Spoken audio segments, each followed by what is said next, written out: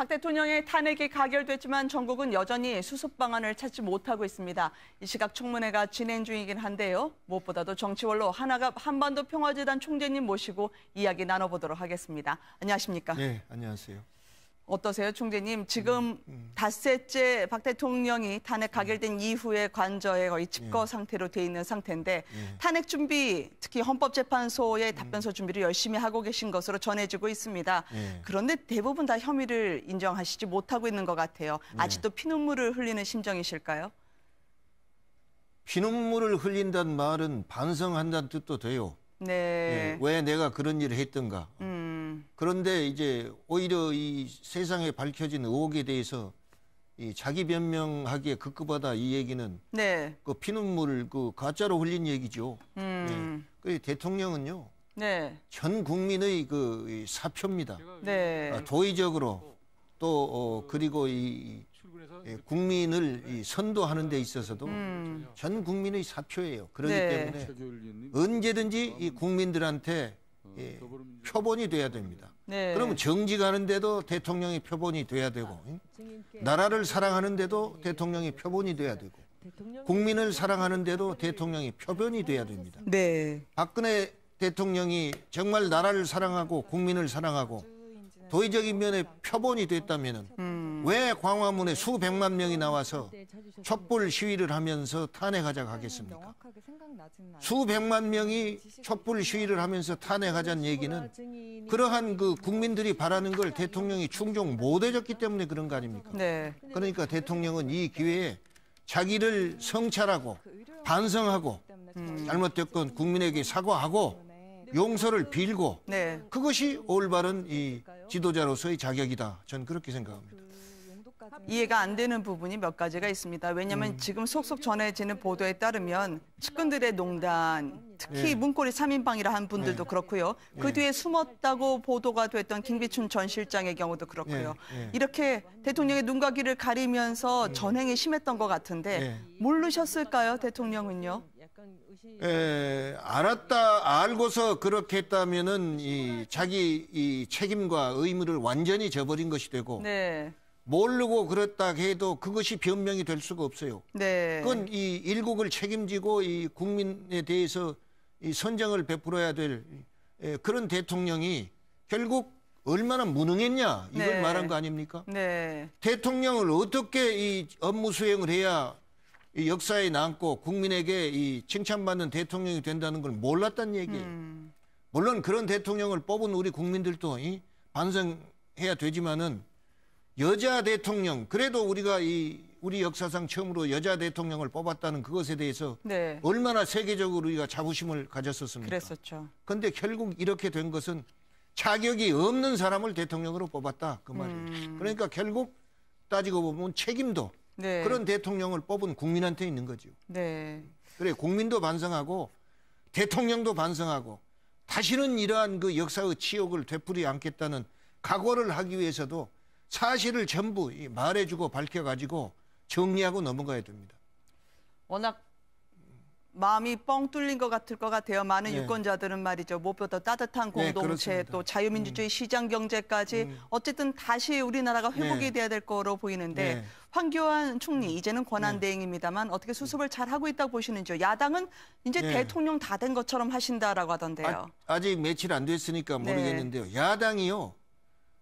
대통령 다 된 것처럼 얘기한다는 것은 그건 비난하기 위한 얘기예요. 그러면 국회의원이 국회의원 행세한다. 예를 들면 그랬을 때 국민에 대한 이 의무를 다하고 그런 의무를 다하는데 권리를 행사할 수도 있다. 그 말 아니에요?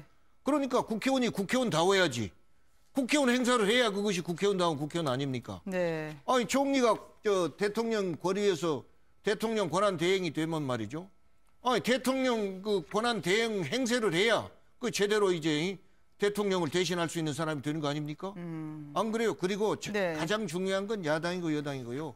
법 질서입니다. 대통령을 헌법과 이제 법률에 의해서 탄핵한 거 아닙니까? 그럼 권한 대행도 헌법에 의해서 권한 대행이 생긴 거예요. 그러니까 권한 대행에 대한 그 존재나 권위를 인정해 줘야 되는 거 아닙니까? 그래야 국회도 이제 국회의원으로서 인정을 받는 것이고 네. 또 야당도 말입니다. 지금 이런 경우 적어도 이 야당이 전국을 이끌어 가는데 책임지고 간다는 말을 들어야 국민들한테 지지를 더 받을 거 아닙니까?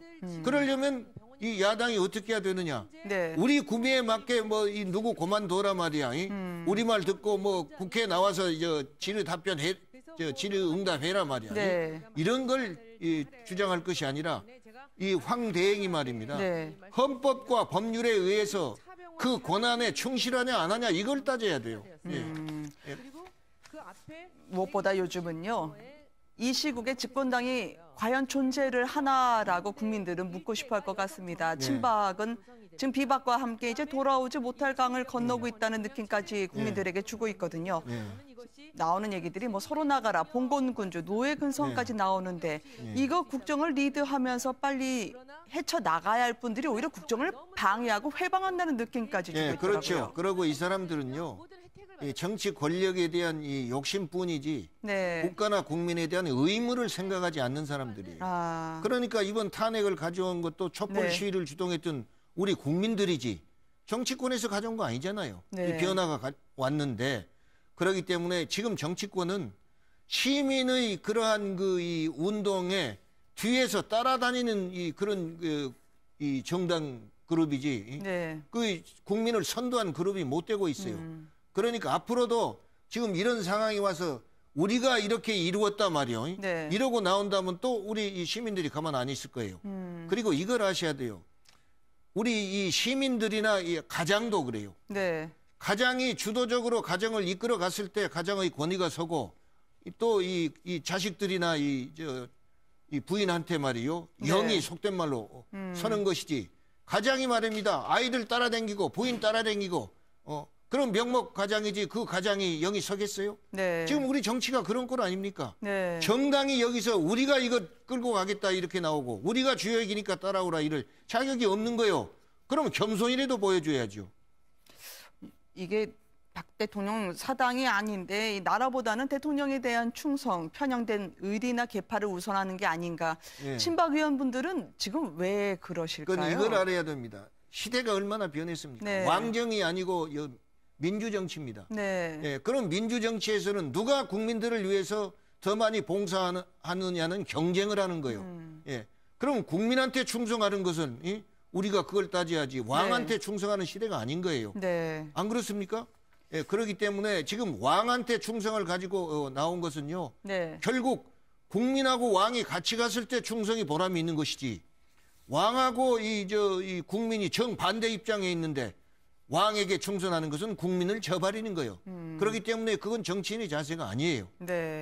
혹시나 의원분들 중에는 3년 반이나 이제 총선이 남아있기 때문에 어쨌든 여론은 다시 돌아올 수 있다. 나라보다는 설마요. 다시 총선을 하게 될 때 이 자리에는 또 그때 평가는 달라질 거라 생각하는 분들이 있을까요? 물론이죠. 그리고 또 이렇게 그 여당이요, 이 권력 투쟁하는 것은 자기 생존을 위해서 그런 거예요. 이건 국가를 위해서 그런 것이 아니에요.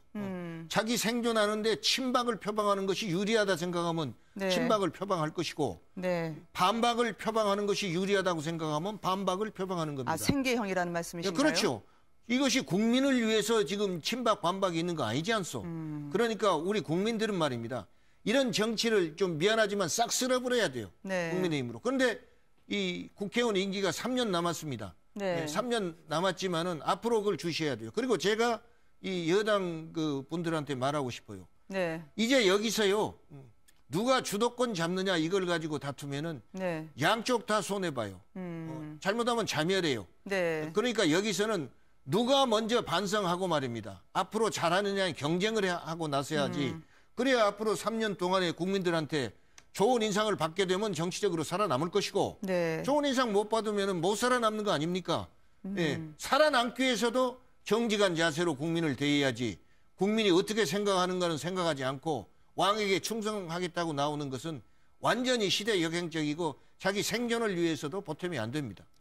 이 새누리당이 분당이나 갈라지기가 참 어렵다고 많은 분들이 보시는 게 웰빙 근성이 몸에 배신 분들이다라는 비아냥 섞인 이야기도 있습니다. 비박 의원분들도요. 과연 풍찬노숙하실 수 있을까라고 하는 의구심을 가진 분들이 적지 않거든요. 그런데 야당 전에 했잖아요. 10년간. 야당 경험이 있고 이걸 경험해 봐야 정치적으로 여야가 바꿔줘야 네. 결국 이 정치적으로 이 타협하고 협치하는데 보탬이 됩니다. 그런데 우리나라 정당은 말이죠.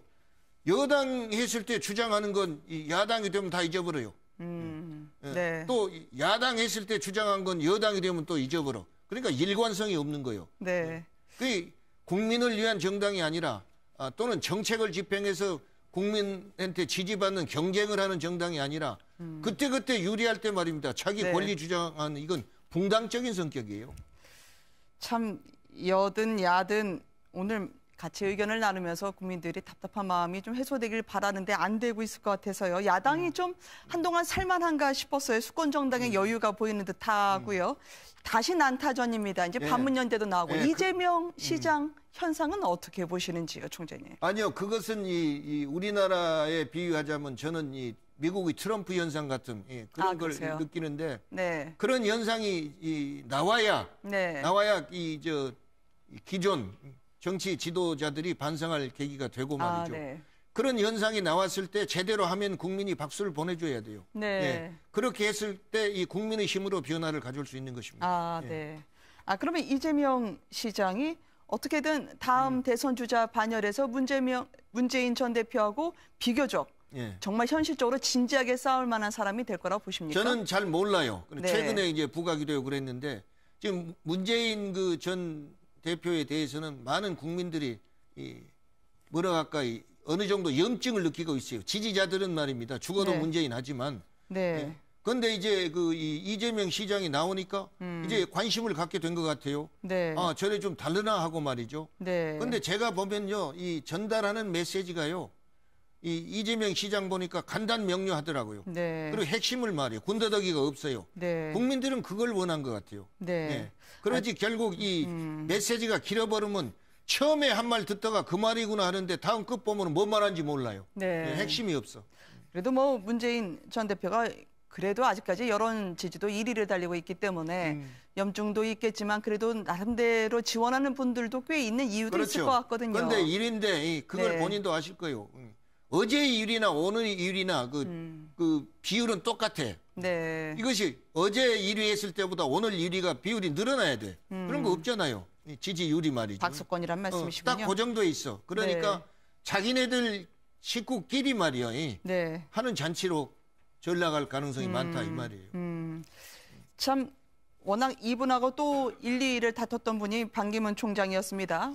지금은 한 유엔에서 이 사진을 뿌렸던데요. 뉴욕에서 지하철도 타보고요. 서민 행보라고 할까. 이제 대선 나름대로 주자로서의 서서히 몸풀기에 들어가신 것 같아요. 트럼프도 만나려 했고요. 좌절은 됐지만 잠재력을 어느 정도로 보십니까? 아니요. 그건요. 네. 결국 귀국해가지고 네. 어떻게 하느냐에 따라서 지금까지 행동이 네. 플러스 요인으로 작용하느냐 마이너스 요인이 되냐 그럴 겁니다. 예, 그런데 제가 보기에는 이 유엔 총회에서 고별 연설하면서도 네. 한국 정부와 말이에요. 한국 국민들이 도와줘서 무사히 마쳤다고 그 말을 했더라고요. 그건 이제 앞으로 한국에 와서 국민들 상대로 표를 얻는데 도움이 되게 그 말 한 거예요. 예, 그렇기 때문에 네. 반기문 총장이 지금 대통령 하려는 생각을 그대로 유지하고 키워나가고 있다는 그 증거지요. 네. 그리고 막 와가지고요. 어쨌든 이 정치 발언해가지고 흠잡히지 않고 제대로 지도자 자격이 있다 그거 보여주면 계속 올라갈 것이고 네. 아이고 좀 실망했다 싶으면 내려갈 것이고 네. 예, 그러니까 이건요.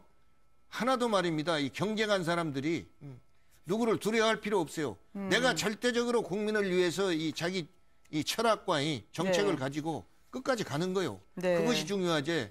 누구를 떨어뜨려야 내가 된다. 이런 이 생각은 오히려 자기 목적 달성하는데 보탬이 안 될 수도 있어요. 네.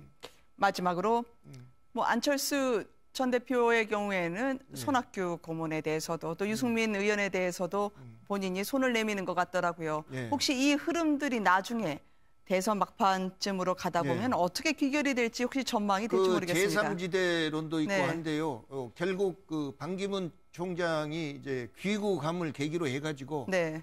그런 합종 연행이 이루어지고 후보들의 그룹핑이 네. 형성될 겁니다. 그런데 지금 안철수 의원이 그렇게 밀고 나가는 것은 두 가지 이유입니다. 그렇게 밀고 나가서 내가 후보가 되는데 보탬이 된다. 네. 이렇게 생각할 수도 있지만은 또 나는 이제 그 이 후보가 돼도 대통령 되기 어려우니까 네. 좋은 사람을 골라서 지금의 라이벌을 꺾고 좋은 정치 해보자. 네. 이런 또 생각도 있을 수 있죠. 그래요. 예. 무엇보다도 국민들에게는 어느 누구 하나가 좀 더 위로를 줬으면 좋겠는데 이 진지한 대선 전국은 벌써 시작이 된 것 같아요, 총재님. 아, 그럼요. 예, 됐고 이 여자 대통령이었지만은 특이한 게 있어요. 우리 정치사상. 네. 취임하자마자 다음 대통령 얘기 시작해가지고 지금까지 매일 안 나온 날이 없잖아요. 그렇죠. 그 대통령 권위가 말입니다. 우뚝 설 리가 없죠. 좀 개헌이라든지 국가의 재앙적 대통령제 폐해를 고쳐야 되는 시스템까지 아마 논의하시는 분들이 많을 텐데 그건 또 다음 주에 한번 총재님께 여쭤볼게요. 지금 우리가요. 87년 체제를 청산하고 새 출발하자고 그러지 않습니까? 네. 지금 이걸 다 헐어버리고 새 집 지어야 돼요. 그럼 시스템이 고쳐져야 됩니다. 그러니까요. 예, 그러니까 당연히 개헌을 전제로 하는 거죠. 네. 예. 뭐 혹자는 이게 물타기가 아니냐고 하지만 어쨌든 국민들에게는 이런 비극이 다시는 되풀이되면 안 된다는 생각들을 하고 계실 것 같아서요. 예, 그럼요. 당연하죠. 그러고요. 나한테 이러니까 개헌을 반대한 거예요. 응? 문재인 대표가 지금 1등 한다고 하니까 요다음 대권은 내 거다 생각하니까 반대한 거예요. 권한 줄이기 싫은 거예요. 네. 그러나 지금 국민을 위해서 국가의 장래를 위해서 생각해야 오히려 더 지지가 올라가죠. 네, 문재인 전 대표도 뭐 논의는 한다고 했는데 시간 문제일 것 같은데요. 그건 또 헌재가 결정해 줄 것 같은 아이러니컬한 상황을 맞습니다. 네. 지금 국회에서 개헌 추진 계속하면요. 네. 한 달, 두 달 내에 다 끝나요. 아, 네. 알겠습니다. 오늘 귀한 말씀 감사합니다. 총재님 네. 고맙습니다.